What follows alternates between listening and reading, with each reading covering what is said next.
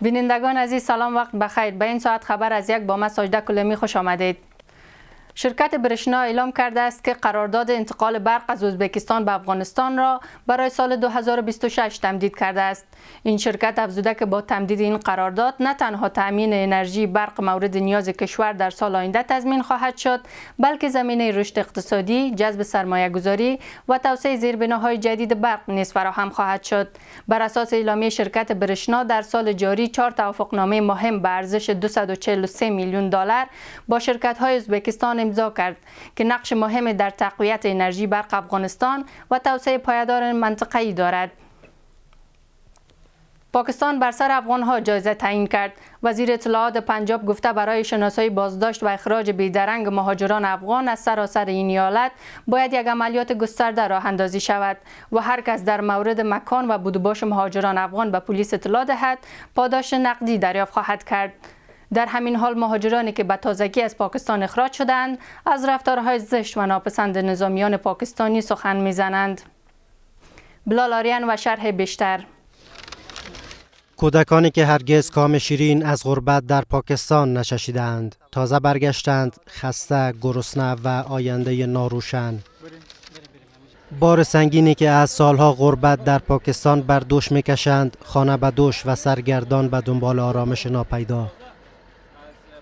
افغانان زیادی در سالهای پسین بنابر دلیل‌های گوناگون به پاکستان پناه بردند. کسانی که حتی دهه‌ها در آن کشور زندگی کردند، هموار اسلام آباد در پی تنش‌ها برای فشار وارد کردن بر کابل از این مهاجران استفاده کرده است. شکنجه، بازداشت و ضبط اموال قیمتی مهاجران افغان در پاکستان بخشی از کارنامه نظامیان پاکستانی را می‌سازند. فتح خان به تازگی از پاکستان به گونه اجباری اخراج شده است. مردی با روایت‌های تلخ از این روند. او په اخره کې داسې زیاتی را سره وکړي چې نیمه شپه وه ماشومان یې رانه بوتله او ډېر ظلم یې په اخره کې را سره وکړی او په دې باډر باندې هم ډېر سختي را سره وکړله. یو خو خپل ملک ته راتلو دونه په سختۍ راواوښتو، دونه سختۍ باندې سهار زه راغلی و د هغه هم چې راواوښتم یو 20 منټه کې دلته راورسېدم. همزمان اما مهاجران افغان در ایالت پنجاب پاکستان تیر روزهای تلخی را میکشند. به تازگی از ما بخاری وزیر ایالت پنجاب گفته هر کسی برای معرفی مهاجران افغان به پلیس کمک کند جایزه دریافت خواهد کرد. کامبینگ آپریشن کو اس جو افغان کارزار در برابر مهاجران افغان بدون مدرک در سراسر پنجاب ادامه دارد و هر شهروندی که اطلاعات معتبر در این زمینه ارائه کند از حکومت پاداش نقدی دریافت خواهد کرد. همچنان در 3 هفته گذشته 220 شهروند افغانستان از این ایالت به کشورشان بازگردانده شدند. در 3 هفته پسین بیش از 6000 مهاجر افغان تنها در ایالت پنجاب بازداشت و به افغانستان برگشت داده شدند. نه د پاکستان حکومت له موږ سره دومره زور زیاتی کړی ده که زه دا ټول بیان درته وکړم یقین دا خلک به وزاړي. نو مطلب مې دا ده چې موږ هسې راغلو، ډېر خوشحاله سو الحمدلله. خپل کاروبار مې د دوکانونه مې و هلته د خلکو کاروبار دغسې پاتې شو. د 80 کالو 500 کالو مطلب چې د چا کاروبار و یو منټ وخت ورنکه.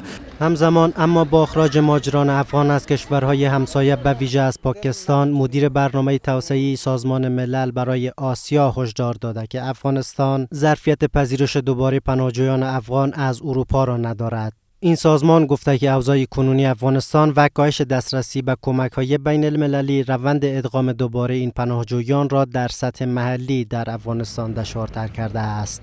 در این میان اسکندر مومنی وزیر داخل ایران گفته که از میان 6 میلیون مهاجر افغان در آن کشور بیش از 1 میلیون آن به افغانستان برگشت داده شده‌اند. بیش از 20 کشور ثروتمند جهان از جمله ایالات متحده و ژاپن از تعهدات پیشین خود در عرصه توسعه جهانی عقب نشینی کرده و کمک‌های مالیشان را به شدت کم کردند.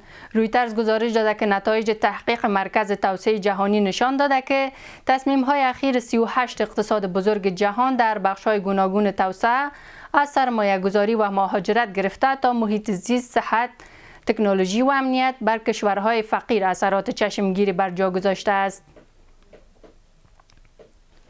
با افزایش تنش‌ها میان کابل و اسلام آباد، امارت اسلامی پیوسته تلاش کرده تا وابستگی افغانستان به مسیرهای بازرگانی پاکستان را دور بزند.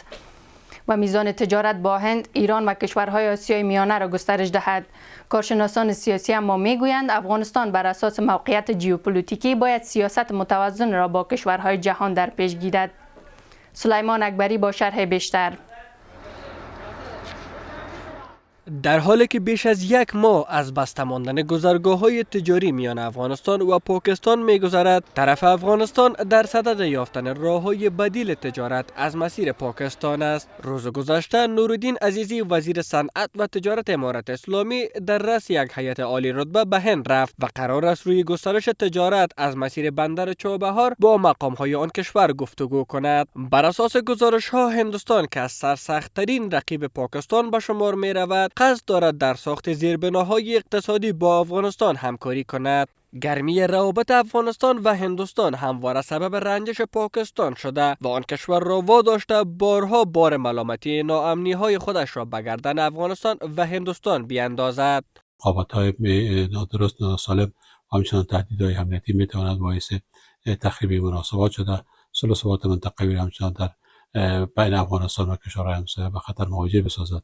امیدوار است که سیاست بی‌طرفانه و حفظ تعادل در مناسبات افغانستان با سایر کشورهای جمله هندوستان جدا از جانب حکومت سرپرست افغانستان در نظر گرفته شود تا افغانستان مبادا به میدان رقابت‌های سیاسی و تجاری کشورهای منطقه تبدیل شود که این ناامنی و نارامی میتواند صلح و ثبات منطقه‌ای را نیز به خطر بیندازد. در تازه ترین مورد، انجمن صادرکنندگان افغانستان قرارداد انتقال کالاهای تجاری به ارزش 90 میلیون دلار با یک شرکت کشتیرانی به امضا رسانده و گزارش‌ها حاکی از آن است که این کشور می‌خواهد در بخش‌های معادن افغانستان سرمایه‌گذاری کند. اختلافات وجود داره ولی ریسکش هم باید دولت سنجش کنه، ریسک هستیره و در پالوش هم ما دیدیم که دوری هندوستان و دوری کشورهای دیگه و زیاد نزدیک شدن به پاکستان هم اونو حرفای را که داشت که و حرفای ایجاد شد، ولی باید یک مدیریت در بین هر دو به کار بره و که هم ما وابستگی که کامل داشتیم برای پاکستان هو از میان برداشته شود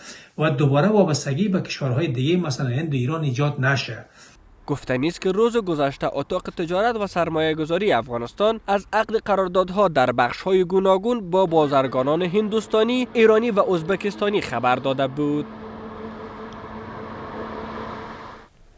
در پی حملات تازه نیروهای اسرائیل در جنوب نوار غزه دست کم 5 فلسطینی کشته و 18 نفر دیگر زخمی شدند. رویترز به نقل از مقام‌های صحی غزه نوشته که در یک حمله هوایی دیگر در شهر بنی سهیله 3 نفر از جمله یک کودک کشته و 15 تن دیگر زخم برداشتند. این در حالی است که از زمان آتش بس میان حماس و اسرائیل تا کنون دست کم 300 تن در نتیجه حملات هوایی و زمینی اسرائیل جان باختند. تشکر از همراهیتان. این بود خبرهای این ساعت از یک. خدا نگهدار.